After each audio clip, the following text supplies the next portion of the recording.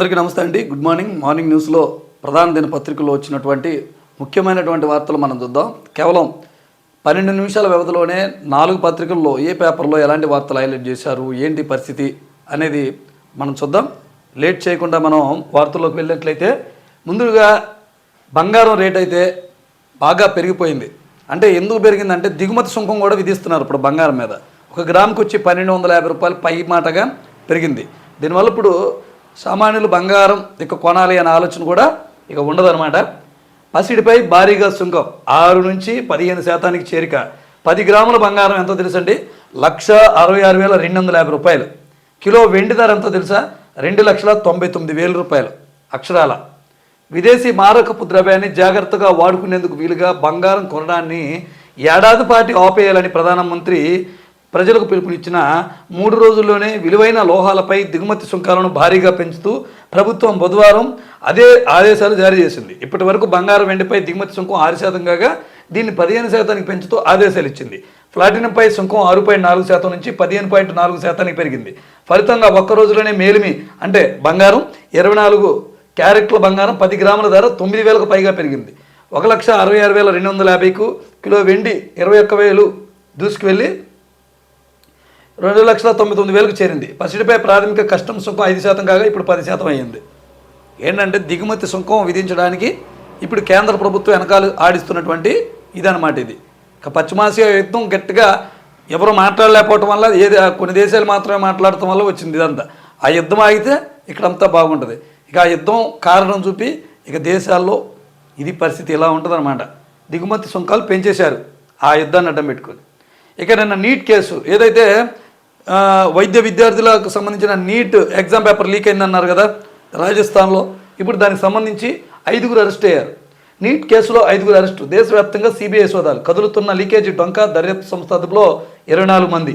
Password ఆధారిత PDF రూపంలో NEET UG guess paper. Private mafia పేరుతో సోషల్ మీడియా గ్రూపు 150 మందికి పైగా విచారించిందంట. చూద్దాం ఎంతమంది బయటకు వస్తారు ఏంటనేది. ఇక నుంచి వర్క్ ఫర్ హోమ్ ఉండబోతుందంట ప్రభుత్వ రంగ సంస్థల్లో కూడా. ఎవరమన్నారు ఈ మాట?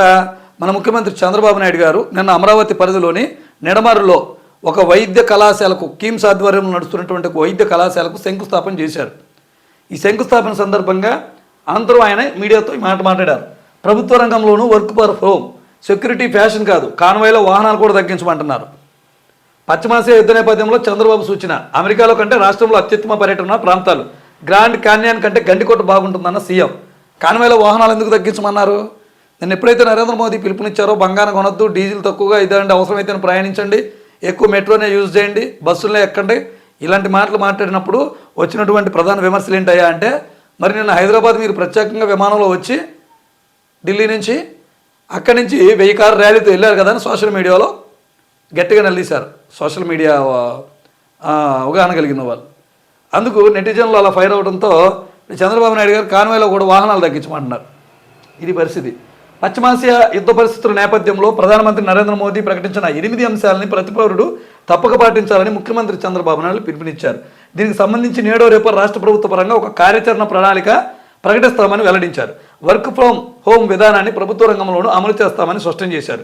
ప్రపంచం మొత్తం ఇంట్లో కూర్చొని పనిచేసే పరిస్థితి త్వరలో రానుందన్నారు. ప్రతి ఒక్కరూ దుబారా ఖర్చులు తగ్గించాలని, నా దేశం నా బాధ్యత అనే విధానంతో పనిచేయాలని కోరారు. ప్రజల బాధ్యతతో ఆలోచిస్తే అన్ని సమస్యలు పరిష్కారం అవుతాయన్నారు. అమరావతిలో నిడమరులో Bollineni institute of skill education and research అంటే బైసర్ వైద్య కళాశాల నైపుణ్యాభివృద్ధి విద్యాలయాల నిర్మాణ శంకుస్థాపన సందర్భంగా ఆయన ప్రసంగించారు.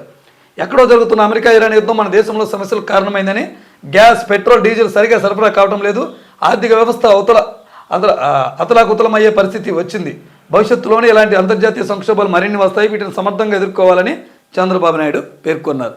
అంతేగాని మన దేశ ప్రధాని నరేంద్ర మోదీ గారికి కూడా చెప్పలేదు యుద్ధం ఆపండి, యుద్ధం ఆపకపోతే మా దేశంలోనూ కూడా కరువు వచ్చే పరిస్థితి ఉందని ధైర్యంగా మాట్లాడమని చెప్పట్లేదు. ధైర్యంగా వీళ్ళు కూడా మాట్లాడలేదు. అమెరికా ఏది చెబితే దానికి ఇదిగా ఉంటుంది. కొన్ని దేశాల ముందుకు వచ్చి ఖండిస్తుంది, కానీ మన భారత్ ఏం లేదు, న్యూట్రల్గా అలాగ ఉంది. అది పరిస్థితి. ఇక సాక్షి చూసినట్టయితే ఇక సంక్షేమం ఇక సంక్షోభమే. ప్రభుత్వ పథకాల లబ్ధిదారుల్లో భారీ కోతలకు ఫ్యామిలీ బెనిఫిట్ కార్డు అస్త్రం ప్రయోగించబోతుందంట ప్రభుత్వం. కొత్త నిబంధనలతో తొలి దేశంలోనే ఏకంగా 94% కుటుంబాలకు అనర్హత. చంద్రబాబు సర్కారు తీరుపై రాష్ట్ర వ్యాప్తంగా అధికార వర్గాల విస్మయం. పథకాల ద్వారా కుటుంబ ప్రయోజనం నగదుపై సీలింగ్. ఏడాదికి 48,000 వరకు పథకాల ప్రయోజనం పరిమితి చేస్తారంట. అది కూడా ప్రభుత్వం చెబుతున్న 15 అంశాలు వర్తించకపోతేనే. వ్యవసాయం అలాగే మున్సిపల్ ఆస్తి ఉన్న, పిల్లల ప్రైవేట్ స్కూల్లో చదువుతున్న, నెలకు 50 యూనిట్ల కరెంటు వాడిన, వాహనాలు కలిగి ఉన్న, మార్కెట్లో పంట అమ్ముతున్న, ఇలా పలు ఆంక్షలు ఉన్నాయంట. ఈ ఆంక్షలు ఉంటే ఇక సంక్షేమ పథకాలు కొంతమందికే వర్తిస్తాయంట.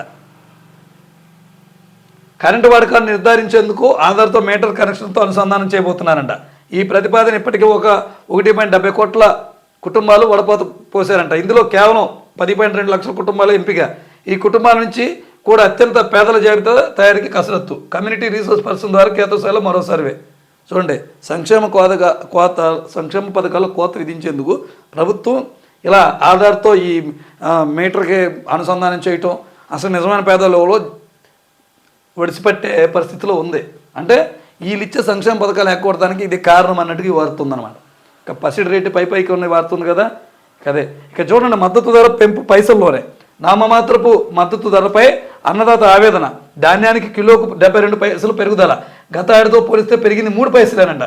నిరుటికన్నా మొక్కజొన్నకు మరీ దారుణంగా పైసా పెంపు. గత ఏడాదితో పోలిస్తే పెట్టుబడి వ్యయాలు 20% అప్పు.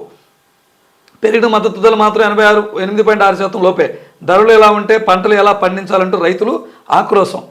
మనకి యూరియా డిస్ట్రిబ్యూట్ చేయలేరు, అక్కడ ఇక్కడ దాకా ఎందుకు. మనకి ఎవరైనా ఇప్పుడు వచ్చి ప్రైవేట్ వాళ్ళు పరిశ్రమ ఏర్పాటు చేస్తారంటే 99 పైసలకే ఎకరం భూమి ఇచ్చేస్తున్నారు. మరి రైతుకి పండించిన పంటకి పైసల్లో పెంచుతున్నారు. రూపాయి కూడా కదా, కానీ పైసల్లో పెంచుతున్నారు. పరిస్థితి ఇదనమాట. ఇక బల నిరూపణలోనూ విజయ్ హిట్. ఏకంగా 144 మంది ఎమ్మెల్యేల మద్దతుతో విశ్వాస పరీక్షలో నెగ్గిన టీవీకే ప్రభుత్వం. అన్నాడీఎంకే చీలిక వర్గం నుంచి 25 మంది మద్దతు తెలిపారు. బల నిరూపణను సులభంతరం చేస్తూ వాకౌట్ చేసిన డిఎంకే సభ్యులు. ఈ వార్త మనం కొంచెం డీప్గా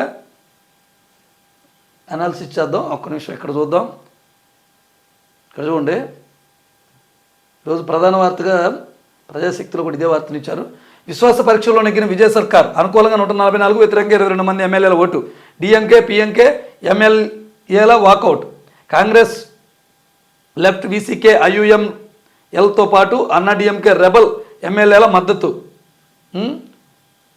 అన్నాడీఎంకే నుంచి విడిపోయి విజయ్కి మద్దతు పెరగడంతో ఏకంగా 144కి వెళ్ళిపోయిందనమాట ఆయన ఎమ్మెల్యేల సంఖ్య. ఇది చూడండి, మన డిప్యూటీ స్పీకర్ రఘురామకృష్ణరాజు గారి నియోజకవర్గంలో రోజు రోజుకు దళితులపై, క్రైస్తవులపై అరాచకం అనేది ఎక్కువైపోతుందన్నమాట. అక్కడ బుల్డోజర్ విధానాన్ని ఉపయోగిస్తున్నారు. అసలు నియోజకవర్గంలో ప్రజలు తనకు ఓట్లు అయిపోయినా పర్లేదని ఓపెన్ స్టేట్మెంట్ కూడా ఇచ్చారు. ఈయన ఏ పార్టీలో ఉన్నా ఆ పార్టీలో గలీజే. వాస్తవంగా చెప్పాలంటే వైసీపీలో ఉండి వైసీపీనే ఇచ్చాడు. ఇప్పుడు టీడీపీలోకి వచ్చి ఇలాంటి పనులు చేస్తున్నాడు. దీనివల్ల ప్రభుత్వానికి చాలా చెడ్డ పేరు వస్తుంది. ఎంతో క్రమశిక్షణతో ఉన్నటువంటి తెలుగుదేశం పార్టీ ఇప్పటి వరకు ఈయన వల్ల క్రమశిక్షణ పోయేలాగా కనపడతా ఉంది. ఎక్కడన్నా ఇల్లు కట్ట మీద వేసుకున్నారో లేకపోతే ప్రభుత్వ భూముల్లో వేసుకుంటే అక్కడి నుంచి వాళ్ళు వేరే భూమిని చూపించి అక్కడికి లేపాలి. కానీ ఉదయం నిద్ర లేక ముందే బుల్డోజర్లని పోలీసులను 100 సంఖ్యలో పెట్టి ఇష్టానుసారంగా చేస్తున్నారైనా. అసలు ఇలాంటి వాళ్ళు రాజకీయాల్లో ఎందుకు పార్టీకి సీట్లు ఇచ్చి తీసుకుంటున్నారో అర్థం కావట్లేదు. ఇప్పుడు బీజేపీలోకి వెళ్తారు. ఆర్ఎస్ఎస్ విధానాన్ని ఆయన భుజాన్ని వేసుకున్నట్టు కనపడతా ఉంది. అక్కడ దేవాలయాల్లో వేలు పెడతారు, పేదల గుడిసెల్లో వేలు పెడతారు. అన్నింటిలో ఈయన చేసే అరాచకం అంతా ఇంత కాదు. ఉడిదుర్రుపై బుల్డోజర్. పేదల ఇళ్ల కూల్చివేత. ప్రత్యామ్నాయం చూపకుండా బట్టలతో రోడ్డుపైకి. తెల్లవారుజామున అమానుషం. నిమిషం కూడా సమయం ఇవ్వని అధికారులు. బోరున విలపించిన బాధితులు. సిపిఎం నేతల గృహ నిర్బంధం.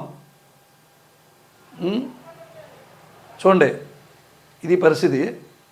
బీజేపీ నేతృత్వంలోని ఎన్డీఏ పాలిత రాష్ట్రాల్లో అత్యంత సాధారణంగా మారిన బుల్డోజర్ రాజు పాలన మన రాష్ట్రంలో అడుగుపెడుతుంది. పశ్చిమ గోదావరి జిల్లాలో డిప్యూటీ స్పీకర్ రఘురామకృష్ణరాజు ప్రాతినిధ్యం వహిస్తున్న ఉండి మండలం ఉణుదుర్రు గ్రామంలో బుధవారం పేదల బుల్డోజర్ విచ్చుపడింది. స్థానికులు రోదనలను ఏమాత్రం పట్టించుకోకుండా కొద్ది సమయంలోనే వారి ఇళ్లను నేలమట్టం చేసింది.